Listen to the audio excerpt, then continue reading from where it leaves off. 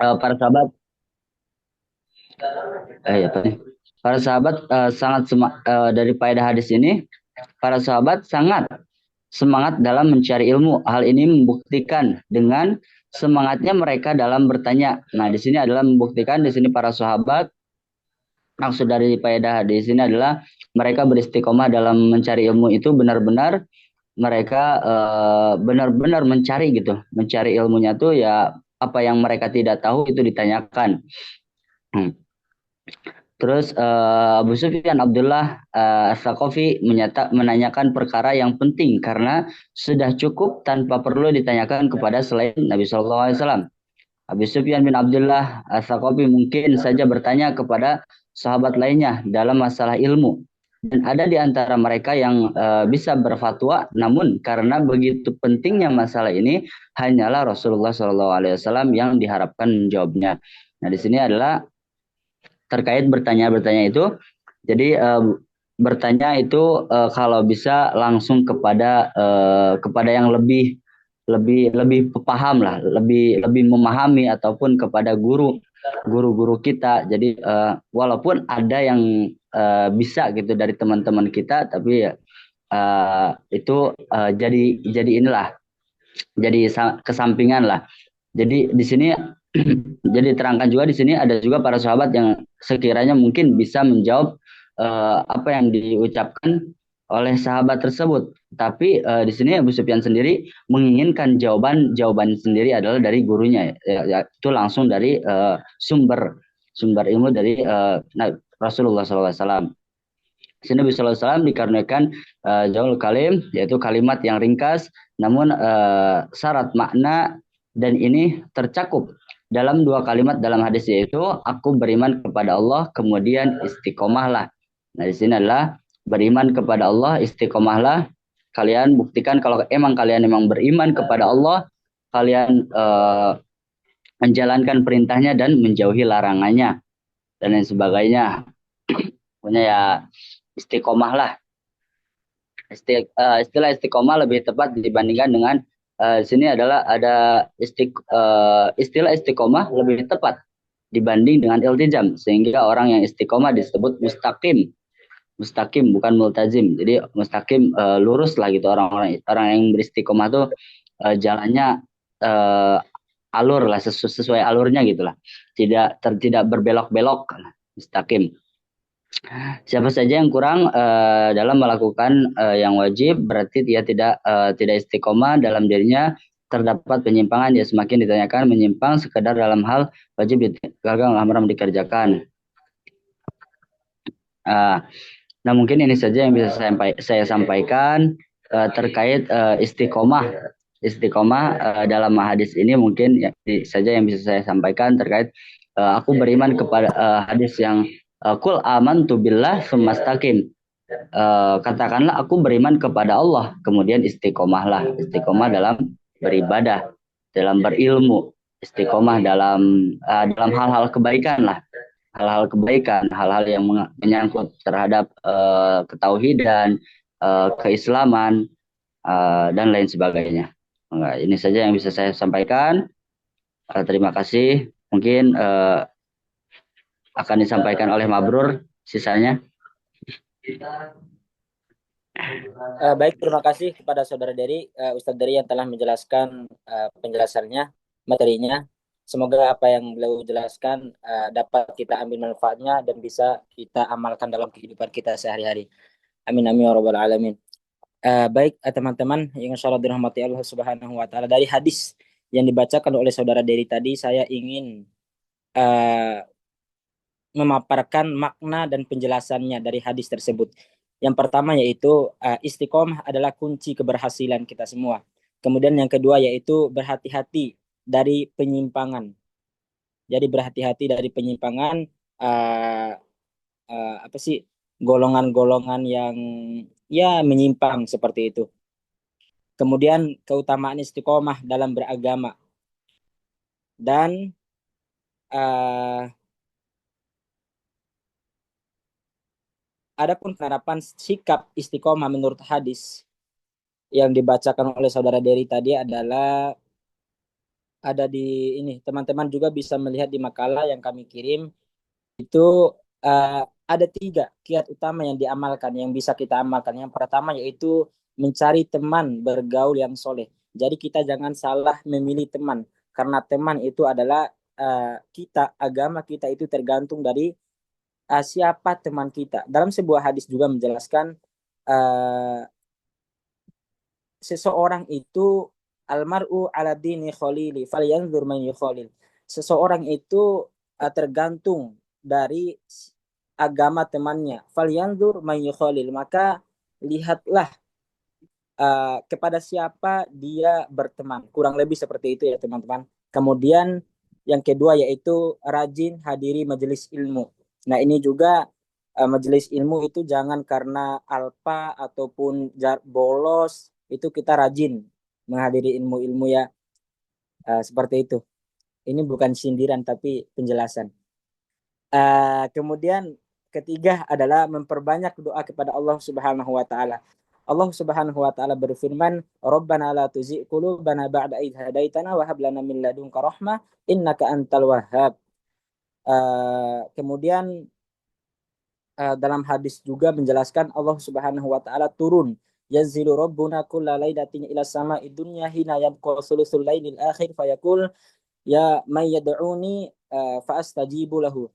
Di situ dalam hadis qudsi Allah Subhanahu wa taala mengatakan Allah itu turun di sepertiga malam, kemudian Allah mencari kemudian Allah berkata, barang siapa yang berdoa kepadaku di sepertiga malam tersebut, maka aku akan mengijabahkan doanya. Seperti itu teman-teman. Dalam masih banyak lagi lanjutan hadis tersebut. Namun di sini saya hanya menyampaikan intinya saja seperti itu. Mungkin demikian yang bisa kami sampaikan. Lebih dan kurangnya kami mohon maaf. Apabila ada pertanyaan, silakan ditanyakan atau mungkin nanti setelah kedua pemakalah menjelaskan, kami akan menjawab. Silakan disimpan dulu jawabannya. Atau gimana Saudara Fatah? Langsung sekarang?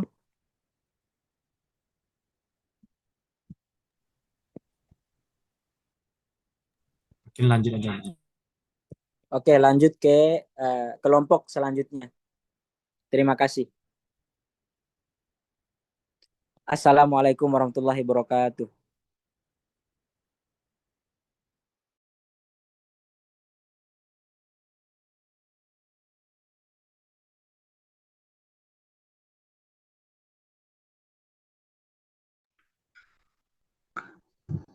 Kelompok 9 siap. Mabrur.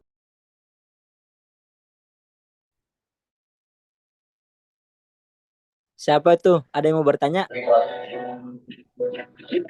Background. Oh, itu potret Face MU.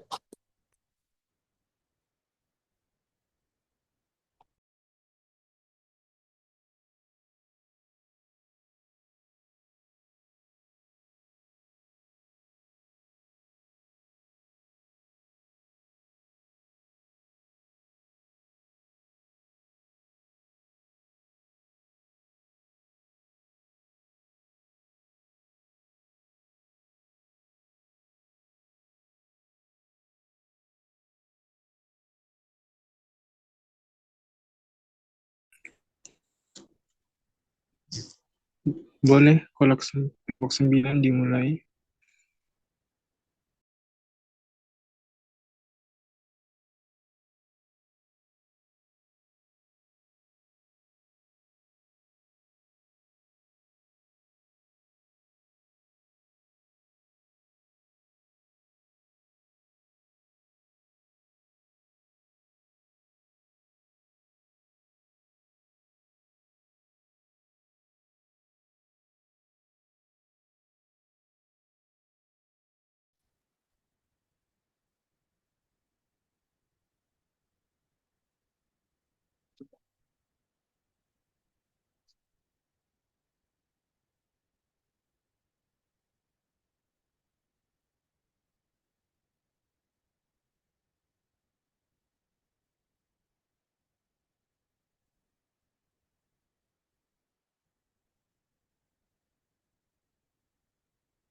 Mana kelompok selanjutnya? Belum ada. Kelompok berapa yang harus maju? 10 Ustaz, sebentar. Menyiapkan PPT-nya.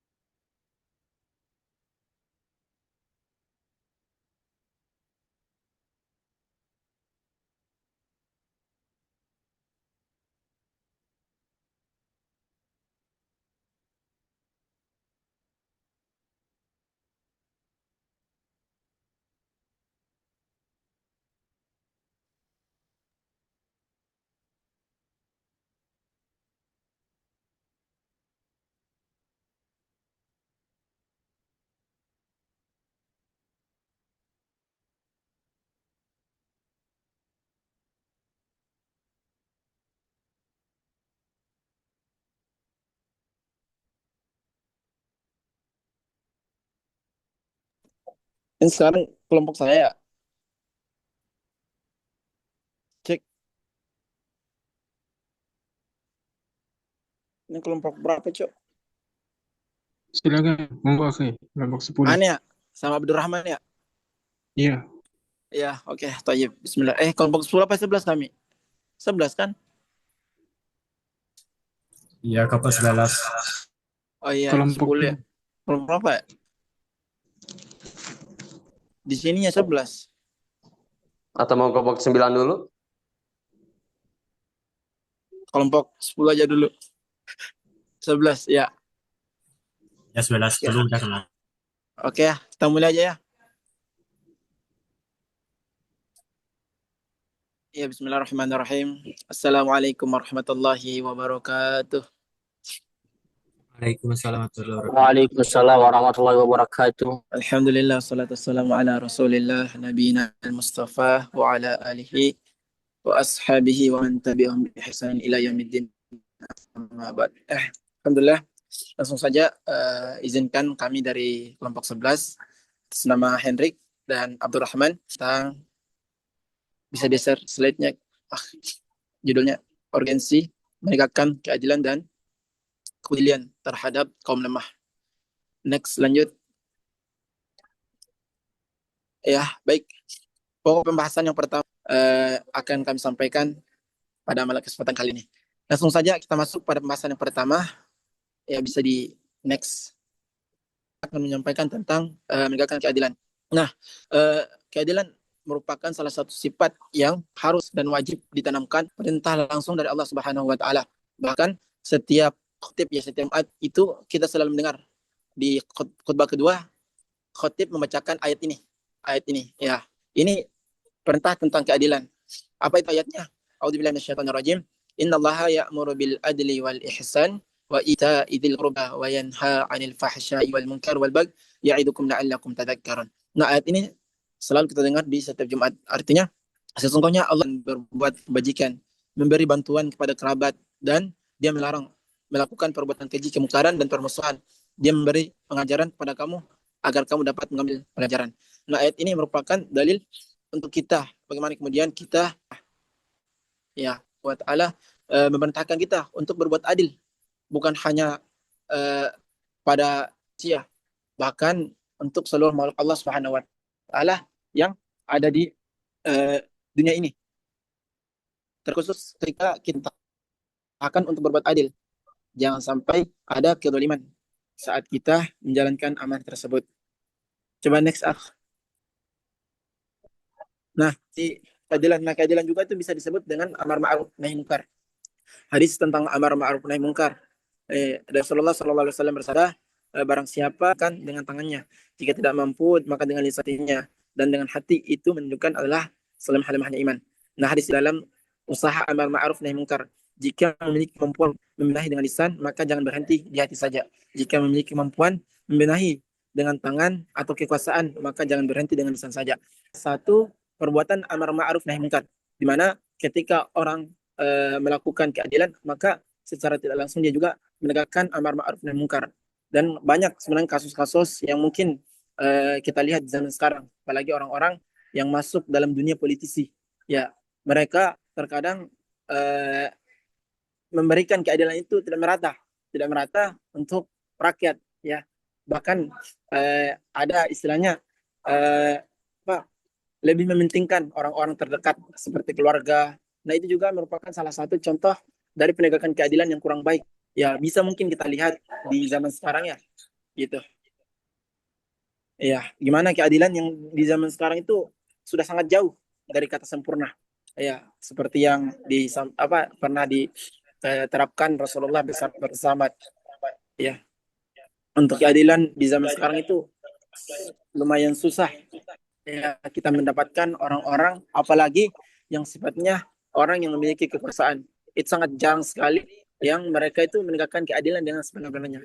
Maka oleh karenanya menjadi pelajaran bagi kita, karena ini merupakan perintah dari Allah Subhanahu wa taala, berlaku adillah kita dalam setiap situasi, dalam kondisi apapun. Entah itu adil untuk diri kita sendiri maupun bukan, tetaplah berlaku adil. Nah, mungkin inilah penjelasan dari saya tentang urgensi atau pentingnya kita dalam pembahasan yang kedua, itu tentang kepedulian, yang insya Allah dalam hal ini akan disampaikan oleh Akhina Abdurrahman Muhammad Abdurrahman. Pada beliau waktu tempat kami persilakan. Silakan Abdurrahman Muhammad Abdurrahman. Baik, bismillahirrahmanirrahim. Assalamualaikum warahmatullahi wabarakatuh. Alhamdulillah wassalatu wassalamu ala Rasulillah wa ala alihi wa ashabihi wa man wala wa la hawla wa la quwwata illa billah, amma ba'd. Baik teman-teman dan guru kami yang dimuliakan dan Allah Subhanahu wa taala. Kita lanjutkan pembahasan yang kedua, yaitu terkait urgensi. Urgensi itu menegakkan keadilan dan kepedulian. Jadi urgensinya itu apa? Dari kita menegakkan keadilan dan kepedulian. Nah, dalam Al-Qur'an surat An-Nisa, di sini Allah Subhanahu wa taala memerintahkan, ya, di sini Allah Subhanahu wa taala memerintahkan umat Islam untuk menegakkan keadilan seperti yang terdapat dalam surat An-Nisa ayat 58 yang bunyi a'udzubillahi minasyaitonir rajim. Innallaha ya'murukum an tu'addul amanati ila ahliha wa idza hakamtum bainan nasi an tahkumu bil 'adl. Yang mana artinya sesungguhnya Allah Subhanahu wa taala menyuruh kamu, yaitu menyuruh kita untuk menyampaikan amanat kepada yang berhak menerimanya. Dan apabila kamu menetapkan hukum, suatu hukum di antara manusia, supaya kamu menetapkannya dengan adil. Ya, maka perintah Allah Subhanahu wa taala di ayat ini yaitu tatkala kita menetapkan suatu hukum terhadap manusia ya untuk menjaga ketertiban, maka di sini perlunya adanya keadilan. Ya, adanya keadilan. Maka salah satu urgensi utama menegakkan keadilan yaitu tadi untuk menegaskan, untuk mencegah penindasan dan penyalahgunaan kekuasaan. Maka di sini perlu kita ingat, tanpa adanya sistem yang adil, dalam kehidupan kita, orang yang berkuasa dapat menyalahgunakan posisinya. Ya, banyak yang terjadi ya pada saat ini, di akhir zaman ini. Ya, orang yang berkuasa itu banyak menyalahgunakan seperti itu. Atau untuk kepentingan kelompok tertentu. Nah, sementara orang yang lemah atau tertinggikan, ya orang bawah istilahnya seperti dia, akan terus tertindas. Dan itu memberikan perlindungan kepada setiap individu. Ya, kepada setiap individu dari kita ini masing-masing. Dari apa? Dari penyalahgunaan kekuasaan, baik oleh individu atau taala berhubungan itu, yaitu tujuannya bagaimana ketika kita menetapkan suatu hukum terhadap manusia, ya kita diharuskan untuk berlaku adil. Nah, jadi ayat ini itu intinya menunjukkan kepentingan menegakkan keadilan dalam aspek kehidupan ya, termasuk dalam pemerintahan, perdagangan dan hubungan antara individu yang sosial dan yang lainnya. Maka di sini wajib adanya keadilan. Baik, next. Nah, lalu yang kedua yaitu urgensi menegakkan keadilan dan kepedulian, yaitu kewajiban agama dan moral. Jadi keadilan dan kepedulian itu salah satu bentuk kewajiban agama dan moral. Kenapa? Karena dalam banyak agama, ya termasuk Islam, agama kita ini, menegakkan keadilan itu adalah suatu kewajiban, betul ya? Menegakkan kewajiban adalah suatu kewajiban. Kewajiban apa? Yaitu kewajiban moral dan agama. Apalagi agama Islam itu sangat dituntut keadilan seperti itu. Bahkan diwajibkan. Nah, maka Islam mengajarkan umatnya, ya kita sebagai umat Islam, untuk berlaku adil dalam segala hal, segala aspek. Baik dalam urusan pribadi, urusan keluarga, maupun dalam kehidupan. Maupun dalam kehidupan agama Islam ini, kita sebagai orang Muslim itu dituntut dalam segala hal berlaku adil, ya berlaku adil. Ya, kenapa? Karena keadilan bukan hanya sekedar prinsip sosial, ya. Karena keadilan itu bukan hanya sekedar prinsip sosial, tapi juga perintah ilahi, itu perintah Allah Subhanahu wa taala yang harus kita jalankan, terhadap setiap individu diri kita masing-masing ini. Sebagaimana Allah Subhanahu wa taala berfirman di dalam surat Al-Maidah ayat 50 ayat 8, Allah Subhanahu wa taala berfirman artinya akan keadilan. Nah, sini ada panggilan wahai orang-orang yang beriman. Ya, maka ketika ada keimanan dalam hati kita, ya inilah panggilan Allah Subhanahu wa taala terhadap kita. Agar apa? Yaitu berlaku adil, ya menegakkan keadilan dalam segala aspek. Nah, di sini salah satu urgensi tadi keadilan itu yaitu untuk menjalankan kewajiban agama dan moral. Jadi intinya ayat ini tuh menekankan pentingnya menegakkan keadilan sebagai bentuk ibadah. Ya, jadi ayat ini tuh urgensi itu pentingnya menegakkan keadilan sebagai bentuk ibadah kepada Allah Subhanahu wa taala, bertanggung jawab sosial. Baik, mungkin hanya ini yang dapat kami sampaikan. Ya, kurang lebihnya mohon dimaafkan. Akhirul kalam. Assalamualaikum warahmatullahi wabarakatuh. Baik, syukran wa jazakumullahu khairan kepada Abdurrahman yang telah melakukan presentasinya. Ya, itulah pemaparan materi dari kami. Di materi yang kami paparkan dapat kita tarik kesimpulan bahwa urgensi menegakkan keadilan dan kepedulian yang pertama ialah merupakan perintah Allah, banyak menyebutkan ayat tentang bagaimana kemudian kita menegakkan keadilan, dan juga urgensi yang kedua ialah untuk bagaimana kemudian kita mencegah orang-orang yang berkuasa agar tidak sewenang-wenangnya melakukan penindasan terhadap kaum lemah, karena sangat terjadi ketika orang diberikan amanah, maka dengan mudahnya ya menggunakan kekuasaan itu untuk menindas kaum lemah. Maka inilah urgensi pentingnya kita. Kemudian yang ketiga, keadilan juga merupakan perintah dari agama, dan kami yakin bahwa saya menegakkan hal tersebut ya, karena keadilan juga merupakan salah satu sifat akhlak terpuji yang harus dimiliki oleh setiap orang. Ya, mungkin ini saja yang dapat ini, yaitu urgensi menegakkan keadilan dan kepedulian. Lebih dan kurangnya kami mohon maaf. Assalamualaikum warahmatullahi wabarakatuh. Warahmatullahi wabarakatuh.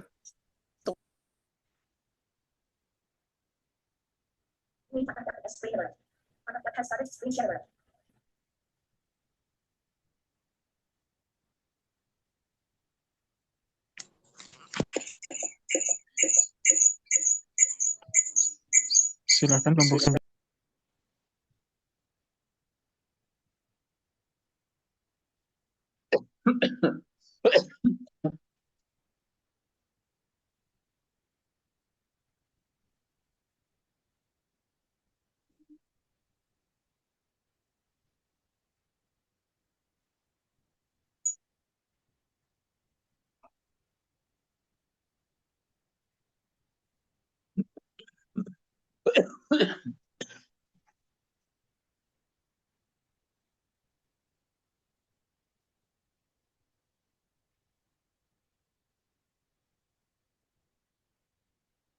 Salam semuanya, apakah suara kami terdengar?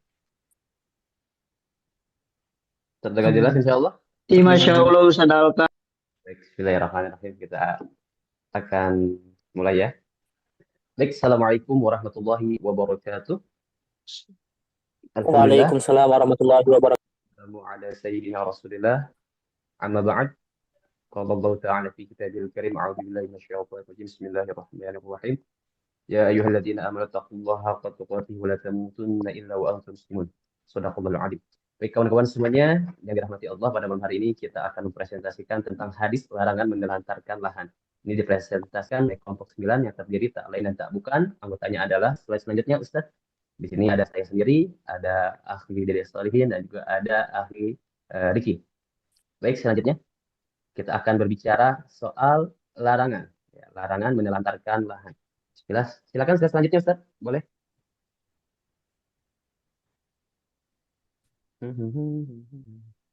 Baik, pokok pembahasan kita pada malam hari ini mengenai hadis larangan menelantarkan lahan ada dua. Pertama, apa saja hadis tentang pelarangan menelantarkan lahan untuk para kaum muslimin. Maka nanti kita akan membahas beberapa hadis yang kita pilih, yang kita temukan juga tentunya hadis-hadis tentang penelantaran lahan. Yang kedua, hikmah apa yang bisa kita petik dari hadis tersebut. Baik, selanjutnya pendahuluan.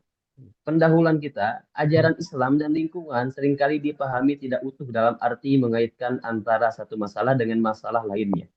Larangan menelantarkan lahan, pemahaman yang selama ini berkembang seakan cenderung tidak memberikan kontribusi yang memadai terhadap kesadaran umat dalam menjaga kelestarian lingkungan. Ajaran Islam dan lingkungan dianggap dua hal yang terpisah dan tidak berhubung satu sama lain. Padahal sangat terdapat hubungan yang erat antara ajaran agama Islam dan lingkungan hidup. Khususnya pada kontribusi ajaran agama Islam dalam mempengaruhi perilaku manusia terhadap persepsi dan tingkah lakunya dalam menjaga dan melestarikan di situ ya. Mohon maaf agak kurang kata-katanya. Jadi kawan-kawan semua ya, tentunya terkadang problematika yang kita hadapi adalah di mana kita itu ketika beragama seakan-akan lupa, seakan-akan memisahkan antara agama serta kepentingan lingkungan. Ya lingkungan ya udah lingkungan, agama ya agama ibadah antara kita dengan Allah. Padahal tidak seperti itu. Tentunya ada norma-norma tersendiri antara kita juga dengan lingkungan yang ada. Maka di sini berikut adalah hadis-hadis di mana kita dilarang untuk menelantarkan lahan. Ya, karena memang salah satu bukti bahwa keimanan kita kuat di hadapan Allah Subhanahu wa taala, bukti keimanan dengan Allah Subhanahu wa taala tentunya kita tidak merusak dan juga tidak memubazir wabil khusus tanah yang sudah diberikan kepada kita. Selanjutnya, nah, ini ada hadis pertama di slide selanjutnya Ustaz. Hadis pertama ini adalah hadis Jabir bin Abdullah radhiyallahu anhu. Ya, ini hadis dari Jabir. Izin saya membacakan hadisnya. Bismillah. Hadis Jabir bin Abdullah qala kanat li rijalin minna fudulu aradin faqalu nu'ajiruha bis-thuluthi war-rubu'i wa nasfi. Wa qala an-nabiy sallallahu alaihi wasallam Allahumma shalli wa sallim wa barik alaihi man kanat lahu ardun falyazra'ha aw liyamnaha akhahu fa in aba falyumsik ardah. Selanjutnya artinya Jabir bin Abdullah radhiyallahu anhu kata dahulu ada beberapa orang memiliki beberapa tanah lebih. Nah, artinya ada di slide selanjutnya Ustaz. Lalu mereka berkata, lebih baik kami sewakan dengan hasilnya sepertiga, seperempat, atau separuh. Tiba-tiba Nabi Muhammad SAW bersabda, siapa yang memiliki tanah, maka hendaknya ditanami atau diberikan kepadanya kawannya. Muslim. Ini salah satu hadis yang kita ambil di mana beberapa tanah lebih, ya, tanah yang lebih. Lalu mereka berkata lebih baik kami sewakan dengan dalam itu mengatakan jika kita memiliki tanah, hendaknya tanah itu ditanami, dimanfaatkan, ibaratnya benar-benar dimanfaatkan, jangan sampai ditanahkan seakan-akan tanah itu ya tidak ada yang mau mengurus gitu. Jadi Rasulullah SAW itu dibandingkan harus ditelantarkan, kata beliau, lebih baik ditanami. Kalau misalkan memang oleh diri kita tidak terurus, berikan kepada kawan kita, berikan kepada saudara-saudari kita, berikan kepada tetangga yang mampu mengurus tanah itu. Jangan sampai tanah itu terlantar. Selanjutnya hadis yang kedua yang kita ambil adalah hadis Abu Hurairah radhiyallahu anhu tentang larangan menelantarkan tanah. Izin membaca lagi. Hadis Abi Hurairah radhiyallahu anhu qala Rasulullah sallallahu alaihi wasallam man kanat lahu aradun falyazra'ha aw liyamnaha akhahu fa in aba falyumsik ardah. Nah, hadis kedua ini kurang lebih sama ya, kurang lebih sama. Jadi Abu Hurairah berkata Nabi Muhammad SAW bersabda, siapa yang memiliki tanah maka hendaknya menanaminya atau memberikannya kepada saudaranya, jika tidak maka boleh menahannya. Baik, ini adalah dua hadis yang hampir serupa, namun bisa kita ambil masing-masing pesannya. Nah, nanti kawan-kawan bisa mendengarkan selanjutnya isi pesan dari setiap masing-masing hadis. Insya Allah akan disampaikan langsung oleh akhirnya Dede Solihin yang akan menyampaikan pesan hadis pertama dan juga dari pesan hadis kedua. Waktu dan tempat milik antum, wahai Ustadz Dede Solihin. Baik, bismillah. Assalamualaikum warahmatullahi wabarakatuh. Alhamdulillahirrahmanirrahim. Wassalatu wassalamu ala asyrafil anbiya'i wal mursalin. Nabiyina Muhammad wa ala alihi wa sahbihi ajma'in. Amma ba'd. Baik, di sini saya akan melanjutkan eh, membahas tentang pesan daripada hadis pertama dan hadis yang kedua. Langsung saja, yaitu pesan dari hadis yang pertama, Islam sangat menghargai tanah yang merupakan karunia Allah Subhanahu wa taala. Jika orang yang memiliki tanah yang luas namun tidak sanggup mengurusi atau memanfaatkan tanahnya dengan tanaman yang bermanfaat, ia juga harus menyerahkan tanah baik dengan cara mengibahkannya kepada orang lain yang memiliki waktu luang untuk menggarap tanah tersebut. Seseorang juga yang diberi karunia oleh Allah Subhanahu wa taala berupa tanah misalnya harus berusaha untuk memanfaatkannya agar dapat menghasilkan sesuatu untuk bekal ibadah kepada Allah Subhanahu wa taala. Nah, gimana jika tidak? Maka ia dapat dikategorikan sebagai orang yang kufur terhadap nikmat dan diancam oleh Allah Subhanahu wa taala dengan siksaan yang berat sebagaimana firman-Nya dalam Al-Qur'an surat Ibrahim ayat ke-7 yang berbunyi A'udzubillahi minasyaitonirrajim wa idz ta'adzana rabbukum la in syakartum la azidannakum wa la in kafartum inna 'adzabi lasyadid, yang artinya dan ingatlah juga tatkala Tuhanmu memaklumkan, sesungguhnya jika kamu bersyukur pasti kami akan menambah nikmat kepadamu, dan jika kamu mengingkari nikmatku maka sesungguhnya azab sangat pedih. Nah, itu jadi pesan dari hadis yang pertama. Nah, pesan dari hadis yang kedua yaitu dari ungkapan Nabi Shallallahu Alaihi Wasallam dalam hadis yang kedua menganjurkan bagi pemilik tanah hendaklah menanami lahannya atau menyuruh saudaranya atau orang lain untuk menanaminya. Nah, ungkapan ini mengandung pengertian agar manusia jangan sampai membiarkan lingkungan atau lahan yang dimiliki tidak membawa manfaat baginya dan bagi kehidupan secara umum. Nah, itu yang dapat saya sampaikan, pesan dari hadis yang pertama sama hadis yang kedua. Berikutnya saya serahkan kepada Akhina Riki. Tafadhol.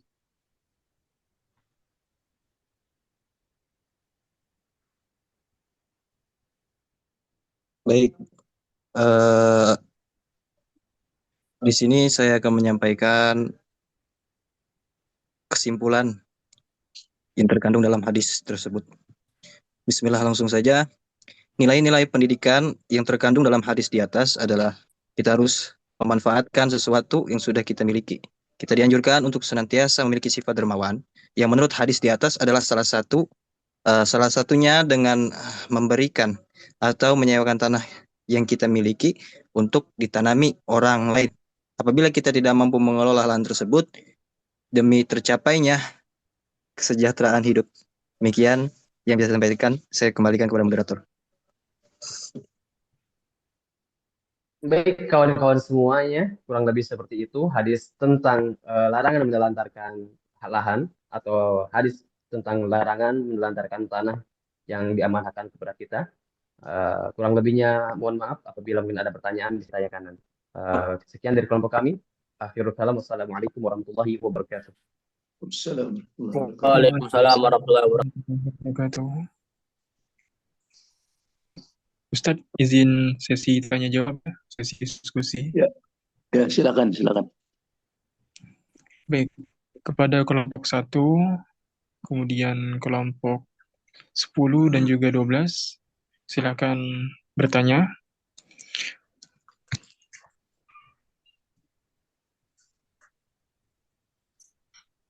Baik, mungkin untuk mengawali diskusi kita, saya dari kelompok 1 izin bertanya ya, kepada kelompok 12. Jadi secara singkatnya, menurut para pemateri, bagaimana caranya agar niat kita selalu istiqomah, ikhlas, apapun yang kita lakukan ikhlas karena Allah, istiqomah.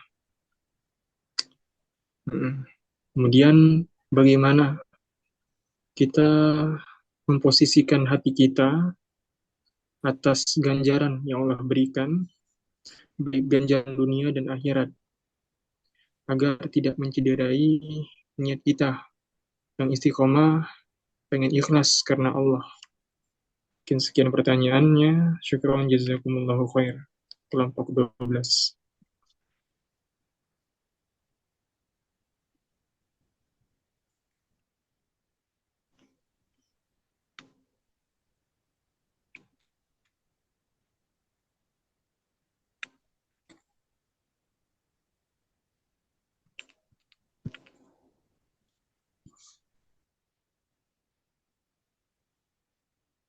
Ya, pertanyaan lainnya minimal 3 setiap kelompok yang wajib bertanya untuk menyampaikannya. Baik, Bismillah. Izin bertanya ya, saya dari kelompok 1 ingin bertanya ke kelompok 12. Tadi kan materinya itu tentang istiqomah ya. Nah, yang mau saya tanya itu bagaimana caranya agar kita tetap dapat menjaga sikap istiqomah ini di tengah godaan dunia, godaan yang di tengah godaan dunia yang modern saat ini. Gimana tuh caranya biar bisa tetap istiqomah? Syukron.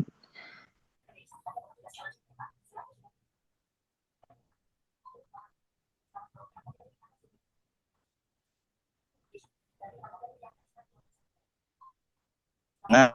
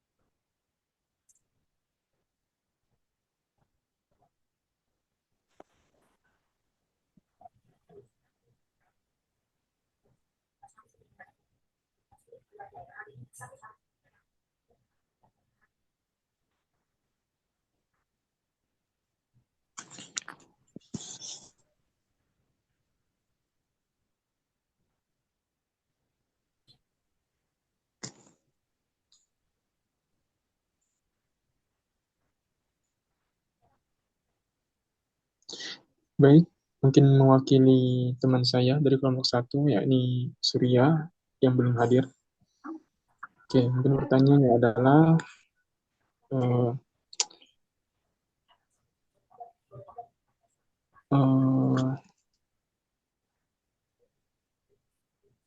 apa manfaat kita istiqomah?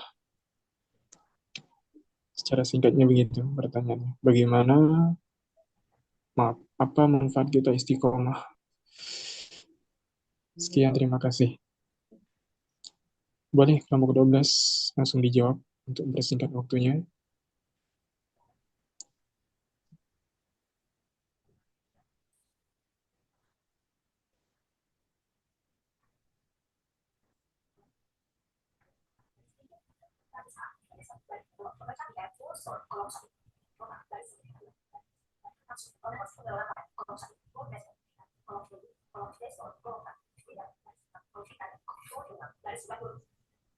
Assalamualaikum. Mau tanya, guys.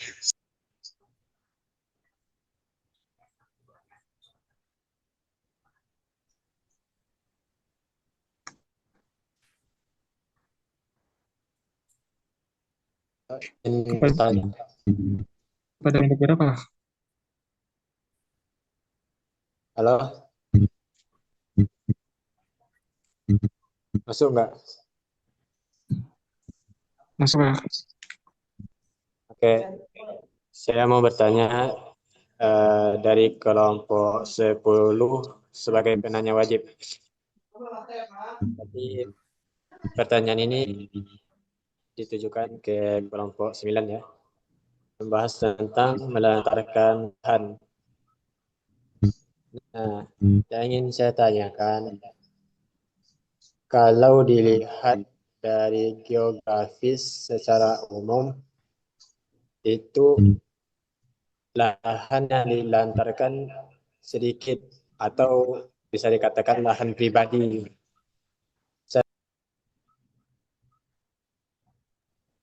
Sedangkan lahan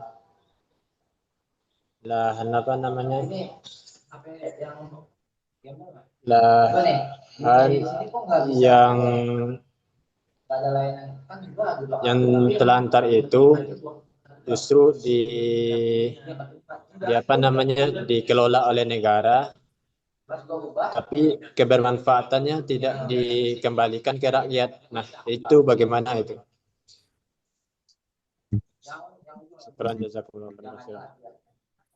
Sebentar, belum nyambung. Mohon coba diulang lagi pertanyaannya seperti apa. Bentar, cari. Jadi maksudnya tanah pribadi tapi dimanfaatkan negara tapi manfaatnya tidak dirasakan oleh rakyat atau bagaimana? Ahija sih. Kalau dibandingkan,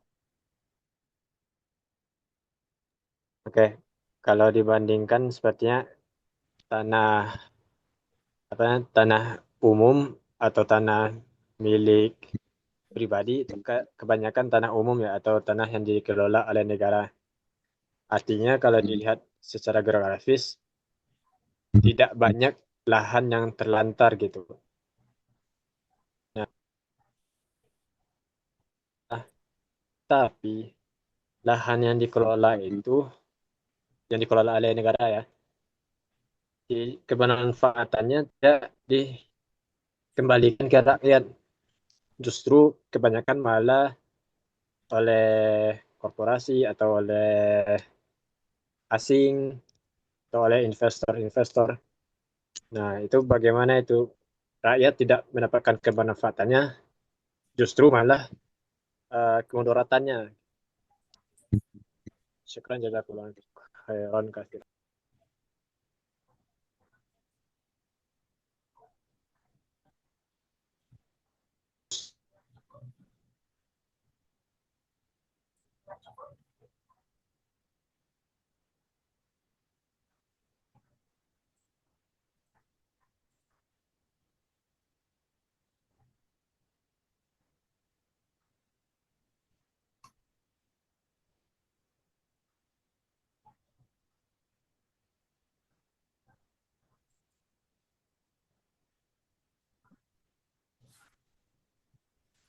Bukan yang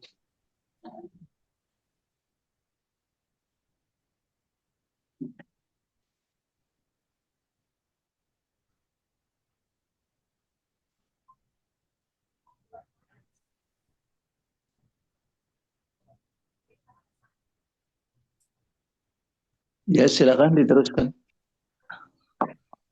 Kelompok 10, Akrafi dan Aksofan. Boleh silakan bertanya. Mewakili kelompoknya.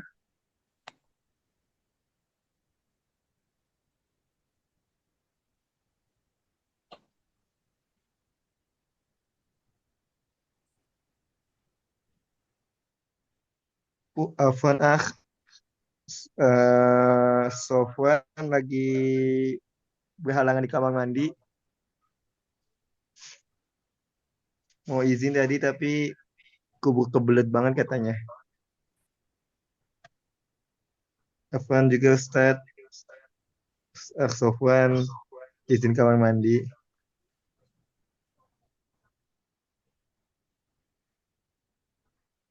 Ya, yang lainnya.